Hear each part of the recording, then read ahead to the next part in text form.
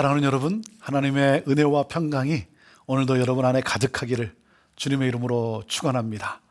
평안함 가운데 또 하나님이 어떻게 인도하시는지 그 하나님의 뜻을 또 하나님의 계획을 바라보면서 소망과 믿음 가운데 여러분 또 감사함으로 나가시고 그 감사함으로 모든 것을 또 이겨낼 수 있게 되기를 바랍니다. 하나님께서 아브라함을 부르시면서 하나님이 이런 말씀을 하셨습니다. 너를 축복하는 자를 내가 축복하고 너를 저주하는 자를 내가 저주할 것이다. 무슨 말씀입니까? 하나님을 바라보라는 것이죠. 하나님께 맡기라는 것이죠. 하나님이 그렇게 하시겠다는 거예요. 자, 그리고 또 이 말은 여러분 어떻게 또 해석이 됩니까? 너가 축복하면 그 축복이 너에게로 오고 너가 저주하면 그 저주가 너에게로 올 것이다. 그러니까 여러분 누군가를 비판하고 비난하고 저주한다는 것은 정말 조심해야 할 일이라는 것이죠. 정말 조심해야 될 일인 것입니다. 왜냐하면 하나님께서 그렇게 말씀하셨기 때문에. 그리고 하나님께서 정말 너를 저주하는 자를 내가 저주하겠다 말씀하시면서 내가 너를 도운다. 나에게 맡기라. 이렇게 말씀하시지 않습니까? 정말 우리는 저주보다는 또 축복하는 자가 되기를 바라고 그리고 정말 영혼에게 어떤 생명을 가져다 주는 그러한 우리들 삶이 되기를 바랍니다. 자, 계속되는 이 예레미야 29장 말씀인데요. 이 예레미야 29장에 그 하나님께서 예레미야에게 말씀을 주셨죠. 무슨 말씀입니까? 바벨론 포로로 가 있는 사람들, 그 사람들이 너희가 거기서 잘 정착하고 그래서 거기에 평안을 구하고 그래라. 참 그 예레미야로서는 이게 얼마나 참 외롭고 고독하고 힘든 말이겠습니까? 예레미야 선지자는 누구예요? 예루살렘, 이스라엘의 멸망을 예언해야 했던 사람이에요. 자기 나라의 멸망을 그리고 바벨론에 가서 잘 살아야 된다, 순종해야 된다, 복종해야 된다. 여러분 이게 참 얼마나 힘든 일입니까? 안 그렇겠습니까? 여러분 생각해 보세요. 우리 한국 같은 경우 제가 남한 사람들에게 여러분 북한에게 우리가 복종해야 됩니다. 우리가 이길 수 없습니다. 그냥 항복해야 합니다. 투항합시다. 우리는 그렇게 살아야 됩니다. 여러분 그러면 누가 좋아하겠어요? 그렇죠? 예레미야가 딱 그 상황에 놓여 있는 것이죠. 하지만 하나님의 말씀이기 때문에 예레미야는 고독하고 힘들고 어려운 가운데서도 하나님만 바라보고 그 말씀을 그대로 전합니다. 그러니 이 예레미야가 전한 이 말씀, 예언의 말씀을 탐탁하게 여기지 않는 사람들이 얼마나 많았겠습니까? 말도 안 되는 소리를 한다. 자, 그 중에 오늘 예레미야 29장 24절에 32절 말씀인데 그 중에 한 사람이 소개하고 있습니다. 대표적인 사람을 소개하고 있는 것이죠. 24절 너는 느헬람 사람 스마야에게 이같이 말하여 이르라. 이 스마야가 누구냐면 거짓 예언자예요. 거짓 선지자. 이 스마야라고 하는 그 이름의 뜻이 참 놀라워요. 그 이름의 뜻이 뭐냐면 하나님이 들으신다는 거예요. 하나님이 들으신다. 하나님은 그의 거짓말을, 그 거짓된 예언을 하나님은 다 들으세요. 하나님은 다 들으셨어요. 이 사람이 이제 거짓 예언자로서 어떻게 합니까? 그 예레미야가 너무나 마음에 안 드는 거예요. 예레미야를 없애고 싶은 거예요. 말도 안 된다 이거죠. 그래서 예루살렘에 있는 모든 백성들에게 그리고 제사장들에게 편지를 쫙 보냈습니다. 편지를 보냈어요. 그 당시 할 수 있는 유일한 이렇게 통신이었겠죠. 편지를 쭉 보내가지고 그래서 아주 예레미야 선지자를 처단해야 된다 하는 내용을 이제 보낸 것입니다. 그 편지를 보낼 정도로 제사장들에게 편지를 보낼 정도로 뭐예요? 그래도 어떤 영향을 끼칠 수 있는 그런 자리에 있었던 사람이라는 거죠. 그리고 또 선지자예요. 거짓 선지자긴 하지만 선지자라는 것이죠. 그래서 하나님은 이제 예레미야에게 이 스마야가 지금 거짓 예언을 하는데 너 스마야에게 이렇게 말하라 하는 것입니다. 이 스마야가 어떻게 했습니까? 그 제사장 스바냐 그리고 이스라엘 백성들에게 편지를 보냈는데 무슨 내용이냐면 이겁니다. 자, 25절에서 27절까지 읽습니다.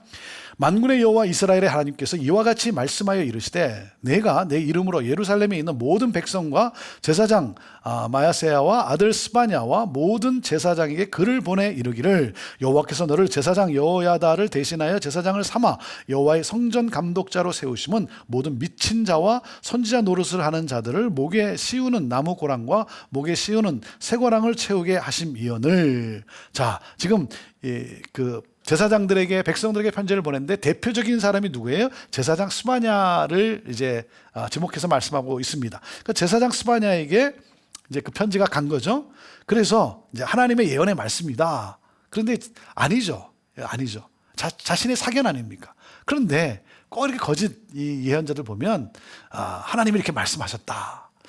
여러분 정말 하나님의 우리가 말씀을 우리가 들어야 됩니다. 음성을 들어야 됩니다. 확신 가운데 들어야 되는데 하나님이 말씀하셨다 이 말을 참 조심해야 될 말이죠.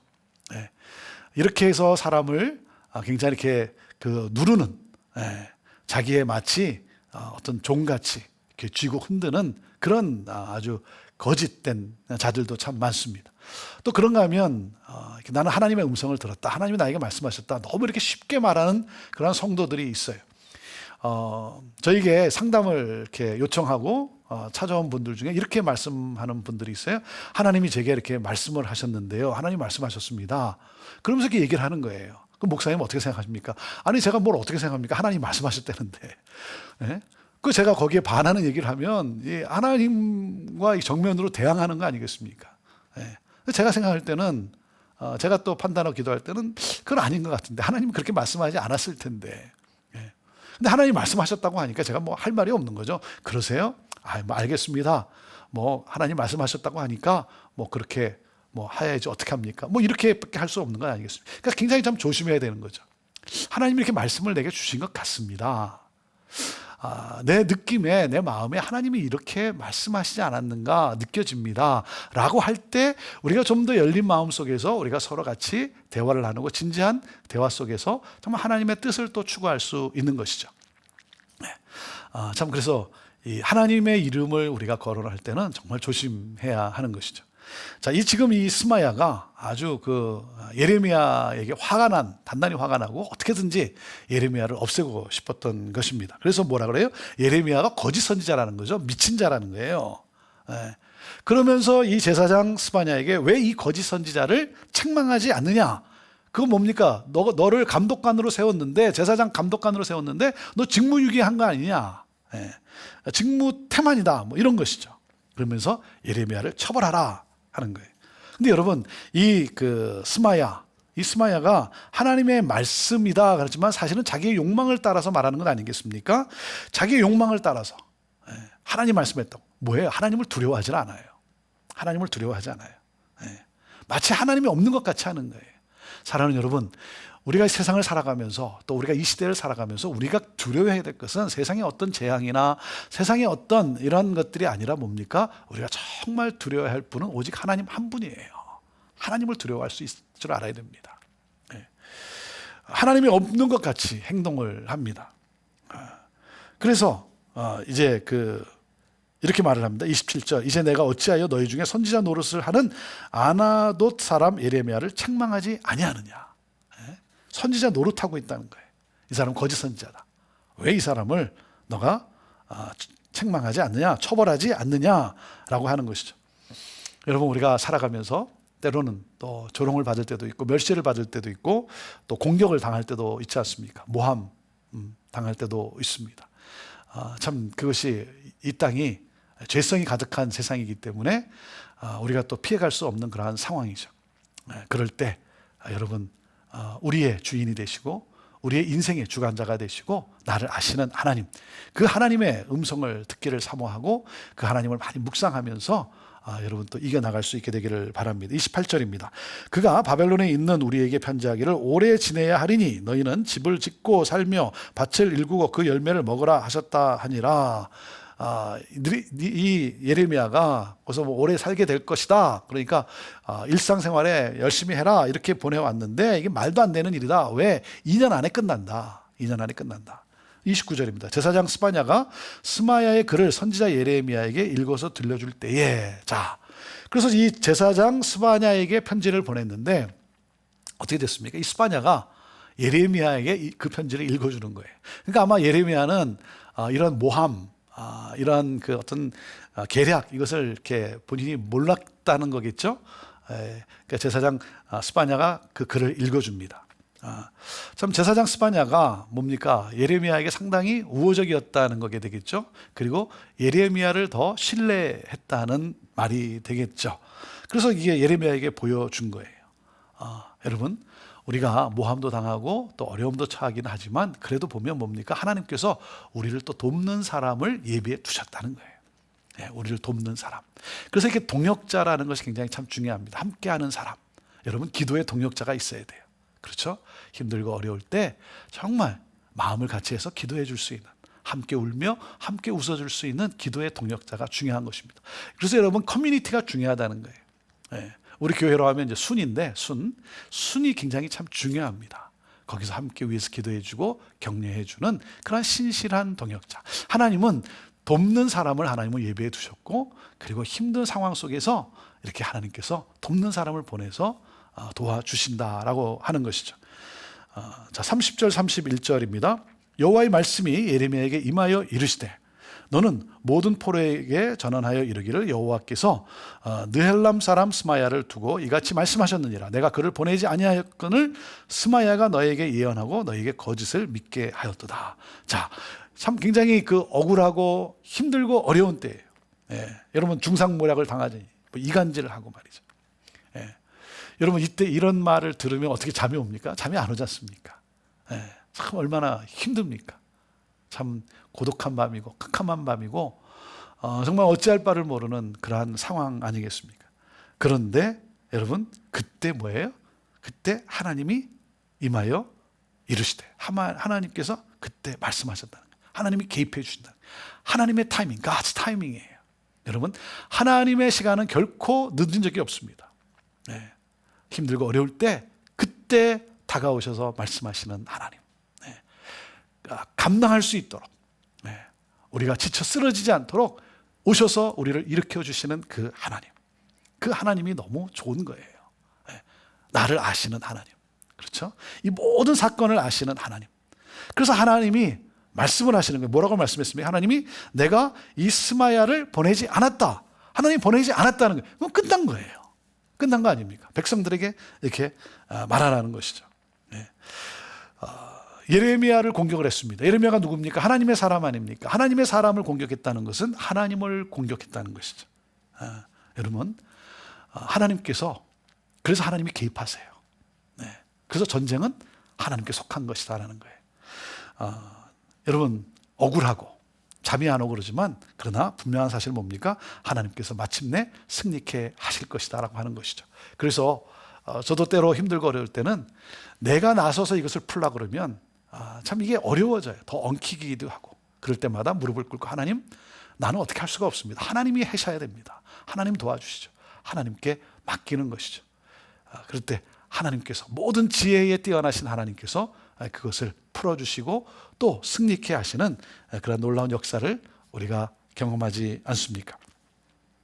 32절 말씀입니다. 그러므로 여호와께서 이와 같이 말씀하시니라. 보라, 내가 느헬람 사람 스마야와 그의 자손을 벌하리니 그가 나 여호와께 패역한 말을 하였기 때문에 이 백성 중에 살아남을 그의 자손이 하나도 없을 것이라. 내가 이 내 백성에게 행하려 하는 복된 일을 그가 보지 못하리라 하셨느니라. 이것은 여호와의 말씀이니라. 결국 뭐예요?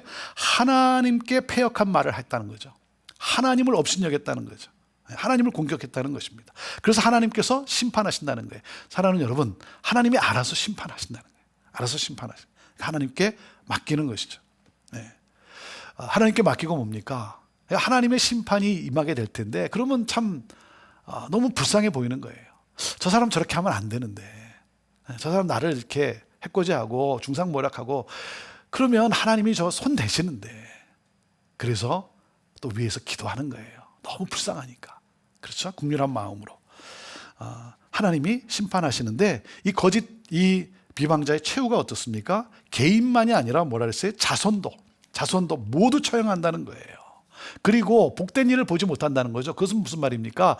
이제 그 포로 귀환, 다시 예루살렘으로 돌아가게 되는 이 복된 일도 그는 보지 못하고 뭡니까? 그 전에 그의 생명 끝난다라고 하는 것이죠. 안타까운 것은 그로 인해서 그 가문이 다 끝나는 것이 너무나 안타까운, 가문이 심판을 받는 게 안타까운 것이죠. 여러분, 아버지는 뭡니까? 자녀의 축복의 통로가 돼야 되는 것이죠. 리더는 여러분 함께하는 사람들에게 축복의 통로가 돼야 되는 것이죠. 저는 여러분 때문에, 여러분의 가정이, 또 특별히 우리 자녀를 두신 분들, 여러분의 자녀가 여러분 때문에 정말 하나님의 형통의 복을 누릴 수 있게 되기를 바랍니다. 그래서 위에서 기도하는 것이고, 그래서 정직하게 바른 길을 가야 하는 것이죠. 여러분, 정직입니다. 정직은 여러분 형통한 삶을 사게 됩니다. 그것이 하나님의 말씀인 거예요. 여러분, 사탄은 거짓과 모략으로 이 하나님의 사람들을 공격합니다. 그러나 사탄보다 뛰어나신 하나님, 그 하나님이 있습니다. 그래서 그 하나님의 그 말씀, 하나님의 역사하심을 우리가 믿고 의지하고 나아가는 것이죠. 자, 오늘도 이 시간 정말 우리가 여러분 어떤 상황에 놓여 있습니까? 여러분을 공격하는 사람이 있습니까? 중상모략과 또 이간질 시키는 사람이 있습니까? 여러분 불쌍해 보이지 않습니까? 하나님이 분명히 심판할 텐데, 그래서 국률한 마음으로 돌이킬 수 있도록 우리가 또 기도로 나아가야 되지 않겠습니까? 그리고 우리 정직합시다. 축복하는 때 하나님이 축복해 주신다 그랬고, 저주하면 그 저주가 내게 또 저주로 온다 그랬습니다. 정말 하나님 앞에서 정직하고, 그리고 영혼의 생기를 불어 넣어주는, 살리는 그러한 우리들의 삶이 되기를 원합니다. 주여, 내 영이 정직한 영이 되게 하여 주옵소서. 기도하겠습니다. 하나님, 없는 것을 마치 하나님이 말씀하신 것처럼 만들어서, 그래서 현혹시키고 결국은 그 끝이 패망일진데, 하나님 두렵고 떨리는 마음으로 내가 어떤 말을 하고 있는지, 나는 어떻게 행동하고 있는지 하나님 잘 살피며 정말 하나님 앞에 정직한 영으로 나아가는 우리들 되게 하여 주옵소서. 가정을 살리고 자녀들에게 축복의 통로가 되는 하나님 그러한 또 삶을 살아가게 하여 주옵소서. 하나님, 참 그 악을 행하는 사람들, 결국 하나님이 심판하게 될 텐데, 하나님이 심판하시면 정말 감당하기 어려운데, 하나님 긍휼한 마음으로 기도합니다. 돌이킬 수 있도록 하나님 회복되도록 은혜를 베풀어 주옵소서. 인도하여 주옵소서. 오늘도 나를 아시고 나를 인도하시고 오늘도 나를 승리케 하실 하나님, 나의 모든 문제를 합력하여, 모든 것을 합력하여 선으로 인도하실 하나님 감사합니다. 찬양합니다. 영광 받으옵소서. 예수님의 이름으로 기도합니다. 아멘.